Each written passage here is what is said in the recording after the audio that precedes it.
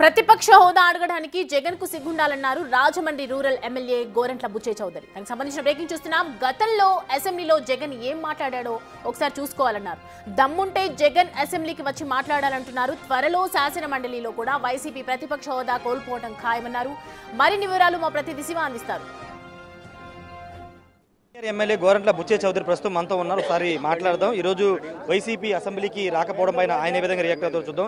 Sir, ఎలా చూస్తారు? YCP అసెంబ్లీకి రాకూడదు నిర్ణయించుకుంది, ప్రతిపక్ష హోదా ఇవ్వట్లేదు, రెండోది సమయం కూడా ఇవ్వట్లేదు, కాబట్టి బయట నుండి మేము ప్రశ్నిస్తామని జగన్ అంటున్నారు. సిగ్గు శరవనాడు అసెంబ్లీకి రావాలి. కౌన్సిల్కి వచ్చిన వాడికి అసెంబ్లీకి ఎందుకు రావు? నాకు ప్రతిపక్ష నాయకుడు నీకు ప్రజలు ఇవ్వలే.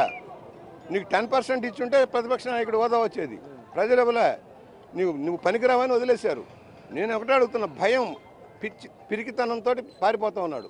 ఎందుకంటే జరిగిన తప్పులన్నీ, అవినీతి అక్రమాలన్నీ వెలుగులోకి వస్తున్నాయి, చర్చించబడతాయని భయపడుతూ ఉన్నాడు. నువ్వు అధికారంలో ఉన్నప్పుడు ప్రతిపక్షంగా మమ్మల్ని గుర్తించావా, మాట్లాడనిచ్చావా? రోజు తీసుకెళ్లి రోడ్డు మీద పడేశారు. మీ మీడియాని దగ్గరకు రానిచ్చారా? మీడియాని శాసించావు, సాక్షిగా అప్పచెప్పేసి మీడియాలో రాకుండా చేసావు. ప్రజాస్వామ్యంలో చర్చించేదానికి అవకాశం లేకుండా మేము చర్చిస్తా ఉన్నాం. అనేక సంవత్సరాలు మైక్ ఇస్తే హలో అధ్యక్ష అనేటప్పటికి మైకి పోయేది. ఇవాళ మేము చెబుతున్నాం, నీకు దన్నుంటారా చర్చిస్తాం. ఒకవేళ నువ్వు రాకపోయినా అధికార పక్షంలో మేమే ప్రతిపక్షంలాగా ప్రజా సమస్యలు ఎత్తుతాం, వెలుగులోకి తెస్తాం, సమస్యల పరిష్కారం కోసం కృషి చేస్తాం, రాష్ట్ర ప్రగతి కోసం వాళ్ళు లేని లోటుని మేము తీరుస్తాం. సభలో ఇంకొక పార్టీ లేనప్పుడు ప్రతిపక్ష పార్టీగా తమనే గుర్తించాలి. 3 పార్టీలు అధికార పక్షంలో ఉన్నప్పుడు మీరు ఉన్న పార్టీగా ప్రతిపక్షంగా ఉండేది అనేది వాళ్ళు చెప్తున్నారు. అసలు చట్టంలో లేనే లేదు, భారతదేశంలో ఎక్కడా లేదు. కనీస సీట్లు ఉంటేనే అనేది రాజ్యాంగం చెబుతుంది. నీకు ఆ సీట్లు లేవు. నీకోసం ప్రత్యేక రాజ్యాంగం రచించరు.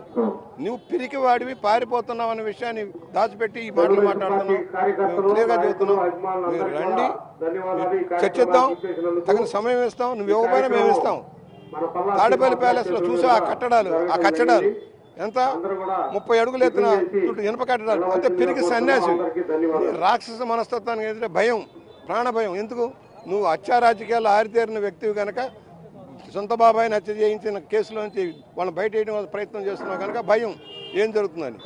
నీకు నాకేం భయం? రోడ్ల మీద తిరుగుతున్నావు. ఆయన రోడ్ల మీద తిరగలేడు. కానీ కోర్టుల ద్వారా న్యాయం జరుగుతుంది. కోర్టులో పెండింగ్ ఉంది కేసు, కాబట్టి కోర్టుల ద్వారా న్యాయం జరుగుతుందని జగన్ అంటున్నారు. నేను అడుగుతున్నా, 12 సంవత్సరాలుగా నీ ఈడీ కేసులు ఎందుకు వాయిదాలు ఎంచుకుంటా ఉన్నావు? చర్చించవచ్చుగా, డిబేట్ చేసి, తప్పు లేకపోతే నిర్దోషిగా బయటకు రావచ్చు కదా. బెయిల్ పక్షలాగా ఎందుకున్నావు? జైలు పక్ష బెయిల్ పక్షగా ఎందుకున్నావు? నీకు దన్నుంటే విచారణ జరగని. డిశ్చార్జ్ పిటిషన్ల మీద పిటిషన్లు వేసుకుంటూ 12 సంవత్సరాలు గడిపావు. ఒక పక్క సుప్రీంకోర్టు రాజ్యాంగం చెబుతుంది త్వరగా సంవత్సరం లోపల రాజకీయ నాయకుల యొక్క అవినీతి అక్రమం చర్చ జరిగి శిక్షలు పడాలంటే నీవు ఎందుకు రాట్లా?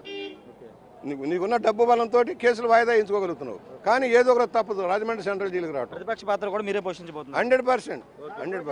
ఖచ్చితంగా ప్రతిపక్ష పాత్ర కూడా అసెంబ్లీలో తామే పోషించబోతున్నామని ప్రస్తుత ఎమ్మెల్యే గోరంట్ల బుచ్చే చౌదరి చెప్తున్నారు. అటు శాసన మండలికి వచ్చి ఇటు శాసనసభ రావడానికి జగన్కి ఏంటి ఇబ్బంది అని కూడా ప్రశ్నిస్తున్నారు. ప్రతిపక్ష హోదా ప్రజలు ఇవ్వాల్సింది, నెంబర్ ఆధారంగా రాజ్యాంగం ప్రకారం ఆ నెంబర్ వస్తేనే, ఆ సంఖ్య వస్తేనే ప్రతిపక్ష హోదా ఇస్తారు. కానీ ఈయన ప్రతిపక్ష హోదా కావాల్సిందే, ఇస్తేనే వస్తారని చెప్పడం విడ్డూరంగా ఉందని చెప్తున్నారు. ఖచ్చితంగా ప్రజలు గమనిస్తున్నారు.